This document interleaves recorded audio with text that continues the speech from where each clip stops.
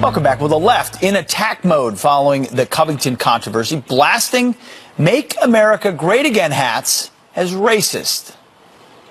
That hat has become symbolic of a lot of things in this country. And some have even referred to the hat as a modern day version of the Confederate battle flag. The hat in some ways represents, for many of us, a kind of racial animus. When I see the "Make America Great Again" hat now, Chris, I am triggered. I'm so triggered. Gowdy is a close friend of Senator Scott. They literally wrote a book together about unifying the political divide, and he joins me now. Congressman, good to see you. Great to have you with us tonight. Yes, ma'am. Thank you know, when you listen to that intro and, you know, this idea that anyone who wears a "Make America Great" hat is basically, you know, running into the same kind of buzzsaw that happened in your state over the Confederate flag, for example, and that the president is seen by Democratic candidates as a racist and called that on a daily basis. I'm just stunned that folks can look into other people's hearts. I've never tried to do it. I don't assign motives to people. I like Juan Williams, but he just used the phrase "war on civil rights." That is incredibly charged language, particularly if you're a person of color and you hear that a party has a war on civil rights. You mentioned Tim Scott and his reference to unemployment and underemployment being down. He's also the author of something called Opportunity Zones. It was Republicans who passed criminal justice reform, Republican House, Republican Senate, signed by a Republican. So Timmy's exactly right. We need to talk about policy. The rhetoric coming from some Republicans is indefensible. It should be categorically rejected. But when I look at the Republican Party, I see Tim Scott and I see Elise Stefanik. I don't see Steve King.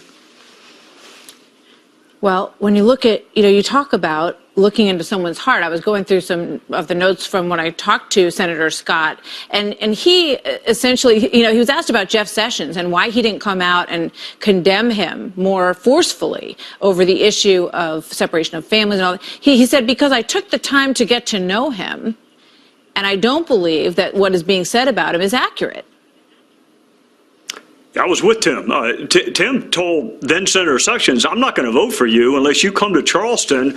I was at the table. There were ministers of color. There were law enforcement officers of color. And Tim was not going to support him until he knew in his well of souls that this is somebody who understands the plight, or at least makes the effort to understand the plight of black and brown people. So that is not rhetoric from Tim Scott. He actually did it. I was at the table. This is what Republicans, I think, need to come to grips with. And this is advice that I got from a Democrat. Yeah. Luis Gutierrez is who told me this. People will vote for you if they don't like you. They'll never vote for you if they think you don't like them. So the policies, the Tim Scotts, the Elise Stefaniks, the new generation of Republicans, they're doing great, but we have to be very mindful of the rhetoric that we use and the rhetoric that we condone on the Republican side, or we will continue to struggle in the communities of color in this country electorally. What do you see when you look into the eyes of the boy from Covington High School and the Native American elder? I see what happens when the media decides to make something viral. They could have picked a lot of things that happened over this weekend, including lots of examples of my fellow citizens being kind and generous and considerate to one another. That just doesn't go viral. It doesn't make the news. I don't know either of the people in this video. I honestly, because I don't know them, I could care less what they think about almost any issue that impacts our country.